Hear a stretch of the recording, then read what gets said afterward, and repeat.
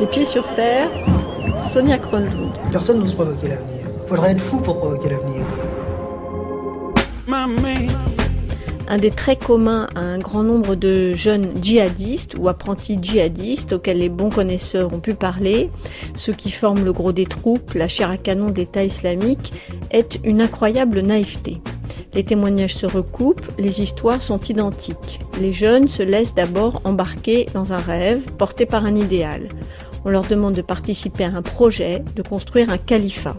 Ils s'engagent aussi par amour, sont prêts à mourir pour sauver leurs proches, pour emmener avec eux au paradis 70 âmes de leur connaissance. La violence, les armes, les décapitations viennent après parachever l'endoctrinement, galvaniser, couper du monde, rendre l'engagement irréversible. Mais dans un premier temps, ils ont trouvé une cause à épouser, un but à poursuivre. Comme le disait Olivier Roy, le djihad est aujourd'hui la seule idéologie globale disponible sur le marché. Alors le choix est vite fait, il n'y a rien d'autre. Ce qui ne signifie pas qu'il faille sous-estimer le danger qu'ils représentent pour eux-mêmes, leur entourage et le monde entier. Parmi ces endoctrinés, décervelés, petits et grands califes, chefs de guerre et autres psychopathes, les femmes, souvent des jeunes filles, représentent une proportion significative. Elles seront des califettes ou seulement destinées à assurer une descendance aux djihadistes. À ce jour, annonçait Bernard Cazeneuve hier, le ministre de l'Intérieur, 457 Français, dont un très grand nombre de jeunes, sont présents en Irak et en Syrie. Parmi eux, 137 sont des femmes, 80 sont des mineurs, 45 sont des jeunes filles mineures. Les deux jeunes filles que vous entendrez aujourd'hui ne sont pas arrivées jusque-là, mais peu s'en faut.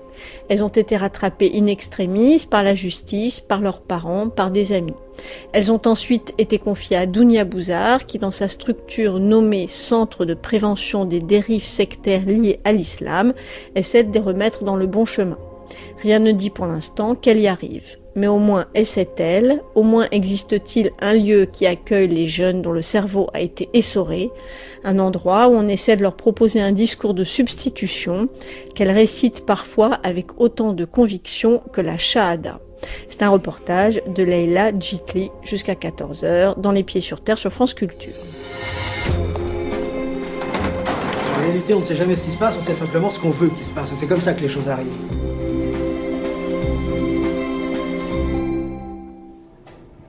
Quand j'avais 9 ans et demi, j'ai fait une dépression due à mon père qui était tombé dans l'alcool.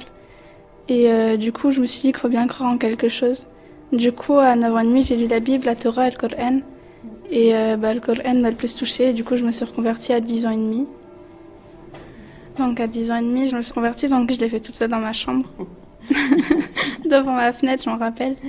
C'est vrai? Ouais, j'étais en train de regarder le choc, j'étais en train de marcher et puis j'ai décidé de shahad. C'est dire Ashhadu an la ilaha illallah wa ashhadu anna Muhammadan Rasulullah. Il n'y a de Dieu que Dieu et Mohammed est son messager. Et du coup, quand on dit ça, on se convertit. Voilà, je me suis convertie pour la première fois dans ma chambre. Et comme j'avais peur que ça soit pas officiel, je me suis reconvertie aussi à la mosquée avec l'imam, mais il y a pas longtemps, c'était en janvier 2013.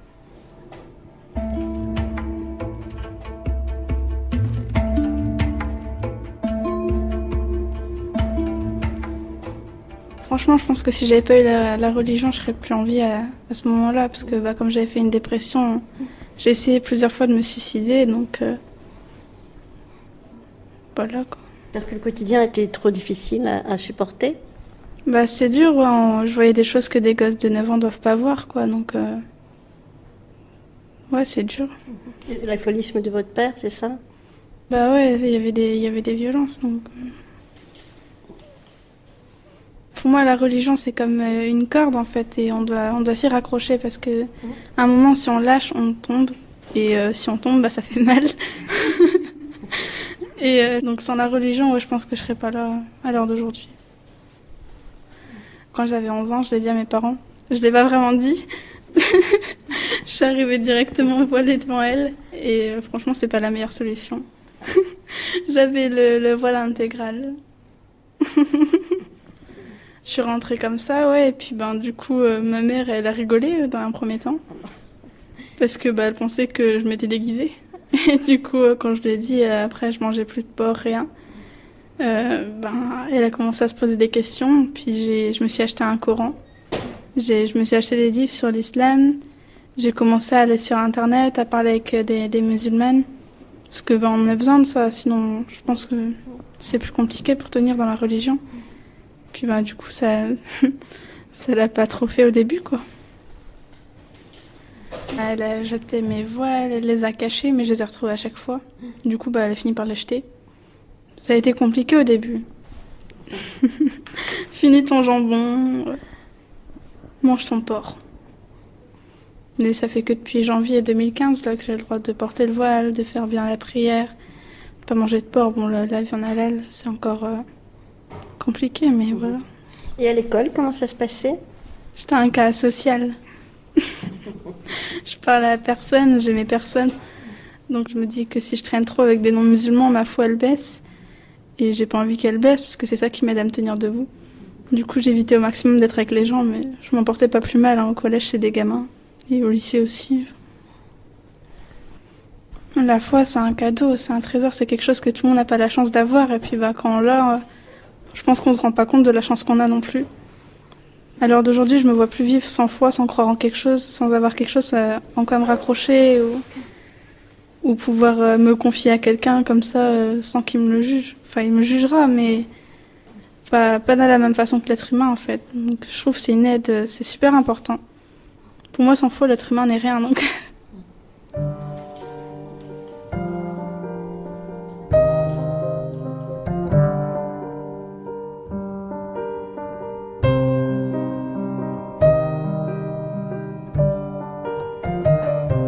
Comment s'est passé votre contact avec les radicaux?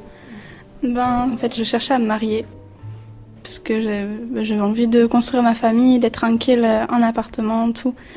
J'avais envie d'avoir mes responsabilités, d'avoir un bébé, d'avoir mon mari, d'être tranquille. De pas me prendre la tête avec les gamineries, genre des gens au collège. Ah ouais, tu sais que Thibaut, il est sorti avec Juliette et tout machin. Ça, c'était comme ça tout le temps. Du coup, j'avais envie de tout plaquer pour pouvoir tout recommencer, quoi, et quelque chose de mieux. Après, j'avais que 13 ans, mais là, je fais pas tout, il y a la maturité aussi. Et du coup, je suis tombée sur un homme qui m'a plu. Il n'y avait pas de photo, on a juste discuté comme ça quelques temps, par Facebook pour commencer. J'ai vu sur son Facebook qu'il avait mis genre Lyon cherche Lyon pour mariage et pour émigrer après. Et comme c'était ce que j'avais envie, quitter la France et me marier, je me suis dit c'est le gros lot, quoi. Du coup, on a commencé à discuter et puis on a voulu se marier directement. Et en fait, on s'est attachés l'un à l'autre. Et en l'espace de 2 mois, il s'est complètement radicalisé, il a complètement changé. Il était passé de j'aime tout le monde à je veux tuer des gens. Je pensais que c'était pour la déconnade parce qu'on aimait bien rigoler et tout. Du coup, quand il m'a dit qu'il voulait partir, moi j'ai pris ça comme une blague, quoi. Pour moi, c'était complètement délirant, je pensais pas, quoi, du coup. Après, je suis pas dans sa tête, mais il m'avait dit qu'il avait parlé avec des frères et qu'il voulait construire un orphelinat en Syrie. Et du coup, comme moi je l'aimais, je me suis dit, s'il veut partir, c'est que c'est bien pour lui. En fait, j'ai pas eu de nouvelles de lui pendant quelques temps parce que j'avais pas le droit d'avoir internet. Et un jour, j'ai réussi à avoir quand même. Et il m'a fait, ça y est, je suis partie en Syrie. Et moi, j'ai rigolé parce que j'ai pas cru. Puis après, j'ai pleuré parce que j'ai commencé à me dire qu'il m'avait donné des pistes, mais que j'avais pas su saisir les indices qu'il donnait, quoi. Et puis après, j'ai dit que j'allais le rejoindre. Forcément, j'aurais tout fait pour lui. J'étais prête à quitter ma famille, quitter tout ce que je connaissais pour partir dans un pays où je connaissais personne, où je connaissais pas les coutumes ni la langue. Je voulais partir rejoindre mon futur. Le plus loin, j'ai été en Allemagne. Et au final, il y a des sœurs, des musulmanes qui m'ont hébergée. Du coup, elles m'ont payé un billet de train, elles m'ont ramenée chez moi. Et elles m'ont fait jurer que je rentrais chez moi et que je partirais pas, quoi. J'ai pas réussi déjà à y aller. Et de toute façon, il m'a dit qu'il fallait pas que je vienne. Parce que c'était la misère là-bas, il avait pas envie que je vive ça. Il a tout fait en fait pour pas que je parte. Mais j'avais envie de le rejoindre, j'avais pas envie de le laisser tout seul. J'avais envie de m'occuper de lui, de faire le ménage chez nous, d'avoir des bébés. J'avais envie de plein de trucs avec lui. J'aurais tout fait franchement. Et puis ça s'est pas fait, quoi, parce qu'il est mort.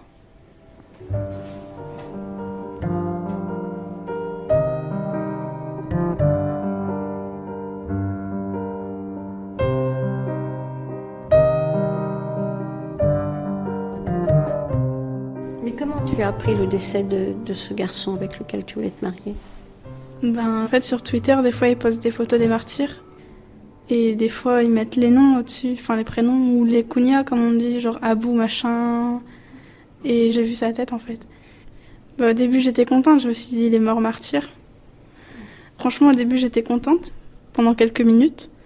Et puis après, je me suis dit que je pourrais plus lui parler, du coup. J'ai fait une dépression et j'ai pas mangé pendant 15 jours, j'ai pas bu. J'ai quand même voulu le rejoindre, j'étais prête à y aller en courant en Syrie pour le voir une dernière fois avant qu'il soit enterré, quoi.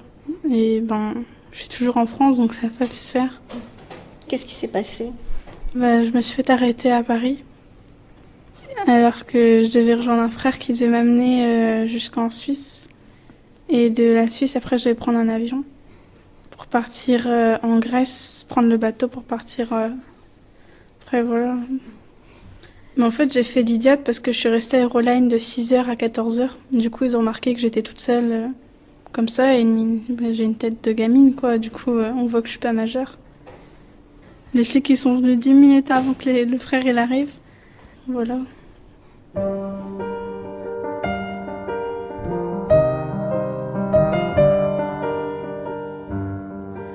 Comment tu expliques que tu es passé d'une pratique de l'islam à la radicalisation?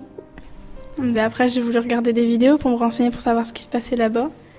Et je suis tombée sur une des vidéos où ils avaient décapité, c'était passé aux infos, ils avaient décapité plusieurs personnes qui étaient habillées en orange comme à Guantanamo. Et en fait, depuis que j'ai vu la vidéo, j'ai eu des délires un peu psychopathes. Je rêvais tous les jours que je shootais dans leur tête. J'avais des envies de meurtre. À chaque fois que je voyais un avion, je faisais Allahu Akbar et tout. Je me tapais des barres, quoi. Et puis je sortais jamais sans mon couteau ou des choses comme ça. À chaque fois que je voyais quelqu'un de pas musulman, je m'imaginais l'égorger comme ça en pleine rue. Et puis je foutais avec sa tête. J'étais vraiment partie dans un délire complètement abstrait, on va dire. Et ouais, du coup, j'ai demandé à ma mère de l'aide, quoi, parce que j'avais besoin, je dormais plus. À chaque fois que je dors, je fais des cauchemars. Genre, j'imagine ma mère se faire décapiter et ma sœur se faire brûler juste devant mes yeux. Du coup, là, je suis obligée d'être sous traitement pour pouvoir dormir, sinon je dors pas. Alors, comment tu es arrivée ici, dans cette cellule de désembrigadement? C'est moi qui ai demandé à ma mère. Elle a contacté Dounia. Et ensuite, je suis arrivée à Paris. Et puis, je viens. C'est que la deuxième fois, donc. Alhamdulillah. Parce que franchement, au début, je vais pas vous mentir, dès que je suis arrivée et que j'ai vu la tête de Dunia, j'ai eu peur. On nous disait que c'était un Satan humain. On m'a dit c'est le numéro 1 sur la liste, qu'il fallait la détester et tout. Du coup, forcément, ils nous disent des choses comme ça. Comme nous, on est de leur côté, on les croit, on se dit ah ouais, c'est pas quelqu'un de bien. Du coup, j'avais peur de ma réaction quand je la verrai, parce que plusieurs fois, j'ai eu envie de la taper et tout. Mais finalement, non, c'est un amour, cette dame. Tu te sens moins seule? Ouais, c'est sûr, on se sent moins seul parce qu'on se dit qu'on est avec des jeunes qui ont vécu la même chose, ou pire, ou qui n'ont pas encore vécu ça, mais qui ont failli. Du coup, on peut s'aider par rapport à nos expériences. À quoi tu rêves maintenant? D'aller en Égypte. Pour faire des études au Caire, pour pouvoir bien comprendre ce que c'est vraiment la religion et être sûr de ne pas retomber dedans et pouvoir, si Dieu le veut, aider après les êtres jeunes qui ont voulu partir. J'ai envie de faire un désendoctrinement parce que je me dis que on ne devrait pas vivre ce qu'on vit là. C'est des choses vraiment traumatisantes. On sait pas, on se contrôle pas en fait. On dit des choses qu'on ne pense pas forcément. Moi, je sais que j'ai menacé le juge à plusieurs reprises. J'ai menacé de faire péter la France. Je fais apologie au terrorisme plusieurs fois. Donc, quand on fait ça, on ne sait pas vraiment ce qu'on dit. On n'est pas conscient. On n'est pas nous-mêmes en fait.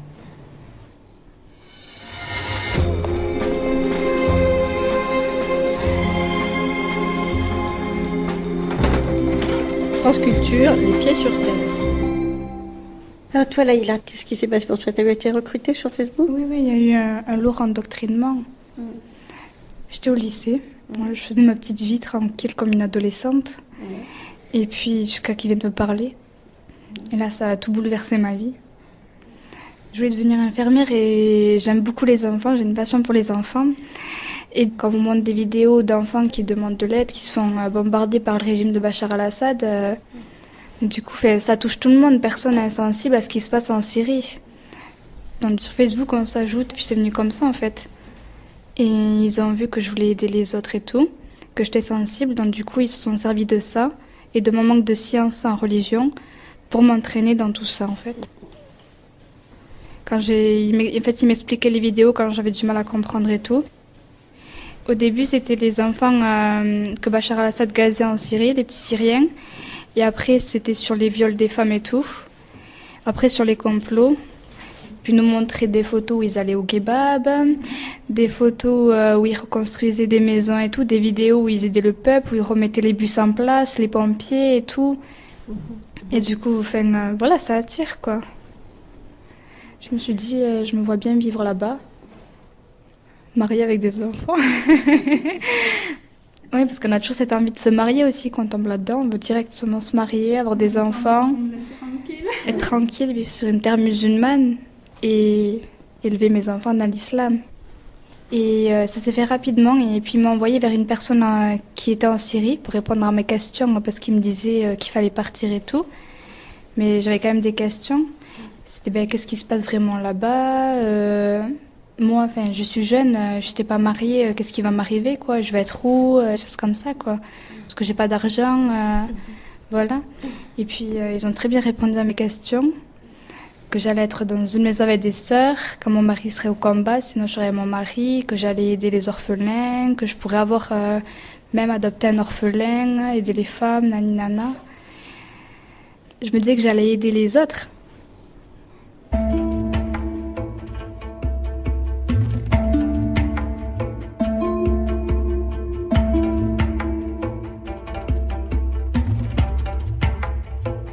J'essaie de partir. En fait, un matin pour partir à l'école, sans rien dans mon sac en fait, juste des sous. Et parce qu'il m'avait dit que j'aurais tout sur place, il n'y avait pas de souci. Mais j'ai loupé le bus toute seule. Puis mes parents, après, ils ont commencé à avoir des signes de radicalisation et tout, parce que j'étais méchante avec eux, je disais des phrases horribles, mais je m'en rendais pas compte en fait. Comme pour moi, c'était des mécréants et des ignorants, donc du coup, je disais à ma mère qu'elle s'habillait comme... Voilà, elle s'habillait pas comme il fallait et tout, que c'était des mécréants, que les gens comme ça, ils valaient pas la peine et tout. Et du coup, ils ont fait un signalement parce qu'ils ont vu aussi des photos de femmes djihadistes sur mon téléphone et des appels inconnus la nuit. Et du coup, ils ont fait un signalement. Je me suis retrouvée devant la juge des enfants qui m'a commencé à mettre une mesure éducatrice, assistante sociale et tout, et une interdiction de sortie du territoire. Donc du coup, voilà, j'étais bloquée. Et en fait, j'ai arrêté l'école après parce que mes parents, ils avaient peur que je parte. Et puis, je restais dans ma chambre, enfermée, les volets fermés et devant des vidéos. Voilà, regarder les vidéos et les entendre parler par Skype. Je faisais des Skype avec les recruteurs, par téléphone, par Facebook. En fait, c'était constant, quoi. Il n'y avait pas un moment de répit. En fait, ils ne nous laissent pas tranquilles. Ils veulent être sûrs qu'on vienne, quoi. Donc j'avais tout renié, j'avais renié mes amis, ma famille, ma vie d'avant, l'école, la scolarité, tout. Je m'étais coupée du monde. Je voyais que par eux, en fait. Et il n'y avait que eux qui comptaient. Ils sont toujours là quand on se disputait par rapport à l'islam avec mes parents et tout. J'allais vers eux et tout. Et puis la relation qu'il y a entre les sœurs qui se fait, c'est impressionnant, quoi. C'est comme un cocon, on se sent en sécurité. Tout ça par Skype ou Facebook ou téléphone? Oui. Puis en fait, ce passage chez la juge, ils se sont servis de ça pour me faire monter la haine, quoi. Donc du coup, ceux de Syrie. Donc après que je sois passée chez la juge, je voulais combattre. J'explique pas comment je change comme ça. Et je faisais partie de Jabhat al-Nusra et puis après Daesh. Voilà, du coup des gens de Daesh ont commencé à venir me parler et ils m'ont recruté dans leur groupe à eux. Et du coup voilà, après je voulais combattre auprès de mon mari, enfin de mon futur mari. Parce que toi aussi tu avais un futur mari sur Facebook? Oui, ils m'ont présenté plusieurs, hein. Tous les jours, il y a des sœurs qui viennent te demander si je voulais me marier pour me présenter des frères. Et les frères, ils viennent en masse. Même des fois, ils se disputaient. Non, te marie pas avec lui. Marie-toi avec moi. Non, mais c'est vraiment surréaliste, quoi. C'est après, pour pas se faire cramer sur Facebook, on passait par Skype. Parce que c'est plus sécurisé. Bon, il y en a qui avaient des photos avec des armes et tout, où ils égorgeaient des hommes. Mais sinon, non, d'abord, c'était un dialogue avant la photo, quoi. Un garçon, il est venu me parler sur Facebook. Puis il m'a dit qu'il voulait se marier et tout. Et puis je lui ai raconté que j'avais raté ma tentative pour venir. Et en fait, il m'a fait passer en Skype où on se voyait. Et puis là, il m'a expliqué comment venir et tout. Et puis ensuite, il m'a dit, voilà, je cherche une femme pour me marier. Enfin, il m'a demandé un mariage et j'ai accepté. C'est ridicule. Il avait les mêmes envies que moi, quoi. Combattre, il acceptait que je combatte. En dot, il allait me passer une calache. Enfin, moi, c'est tout ce que je rêvais, quoi. Ça peut être absurde, mais quand on est dedans, ben, ça me faisait rêver, en fait. C'est cette vie que je voulais.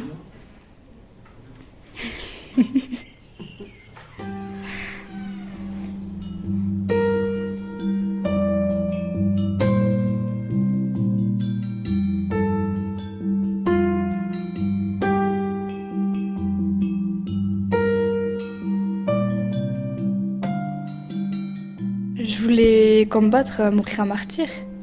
Je voulais combattre sur le chemin d'Allah, faire le djihad, quoi. Pour mourir un martyr, pour la cause d'Allah. Pour défendre les Syriens, mais avant tout pour mourir un martyr. Aujourd'hui, maintenant, avec le recul que tu as, tu peux m'expliquer ce que ça voulait dire de vouloir mourir en martyr quand on est une jeune et jolie jeune fille comme toi? Ben, je voulais le paradis, je voulais atteindre le paradis. Comme ils nous disent que quand on meurt un martyr, ben, on atteint les plus hauts rangs auprès d'Allah. C'est tout ce que le musulman veut. N'importe quel musulman veut le paradis et atteindre les plus hauts rangs auprès d'Allah. Et du coup, ben, ça me faisait rêver. En fait, j'avais tellement d'amour pour Allah que... Voilà, j'avais la foi. Et je l'ai encore, alhamdulillah. Qu'est-ce qui s'est passé pour que finalement tu renonces au fait de partir et d'aller combattre et de mourir en martyr? Ben, j'ai voulu faire un attentat. Après, comme du coup j'ai eu un premier rendez-vous avec la police et tout, ils m'ont fait une première audition. Ils m'ont pris mon ordinateur portable et tout pour savoir où j'en étais. Parce que tu as été signalée, c'est ça? Oui, par mes parents. Et comme j'ai une copine aussi qui est partie là-bas, et ils m'ont fait une audition pour en savoir plus. Et donc là, je savais que c'était mort, que j'étais suivie de partout et tout, donc du coup, je pourrais pas y aller. Donc du coup, je m'étais dit, je vais faire des faux papiers. Et si je passe pas avec ça, ben, ils m'ont proposé de me retourner contre la France. Donc du coup, voilà, j'allais faire un attentat. Puis je me suis fait arrêter et ensuite, de voir mes parents dans l'état que je les avais mis, ben, ça m'a fait quelque chose, ça m'a fait réagir. Puis ensuite, d'entendre les témoignages du CPDSI, ben, ça m'a ouvert les yeux. Et là, aujourd'hui, tu es ici dans ces réunions de désembrigadement. Depuis combien de temps tu viens dans ces réunions, toi? Depuis septembre, après mon arrestation. Oh, ça fait 7-8 mois. Et comment tu te sens aujourd'hui? Très très bien. Je suis entourée par des bonnes personnes. Enfin, quand même, des fois, il y a des doutes encore. Enfin, c'est compliqué, il y a les cauchemars et tout. Ouais, voilà, il y a des hauts et des bas. C'est pas facile de s'en sortir. Mais petit à petit, on y arrive. C'est sur quoi les doutes? Ben, qui dit vrai, qui dit faux, parce qu'on s'y perd à force. Parce que le CPDSI nous dit qu'ils disent faux. Eux nous disent que le CPDSI dit faux. En fait, on ne sait plus qui croire. On se pose des questions. Puis ça nous manque le cocon qu'on avait avant et toute l'affection. Ça fait un vide. Ah oui, un gros vide. Et vous ne retrouvez pas ça ici, quand même, puisque vous êtes quand même bien entouré Oui, on le retrouve, mais c'est pas la même chose. On n'a pas les mêmes dialogues, les mêmes... Vous avez la sensation d'avoir frôlé une catastrophe? Bah ouais, forcément. On a failli partir dans un pays en guerre, on se serait fait violer, peut-être couper la tête, on aurait vu des choses horribles, on voulait aider les gamins, et puis finalement on apprend que c'est les gens avec qui on est qui les tuent, donc ouais, c'est chaud quoi. On tombe de haut en fait. On tombe de haut et très bas.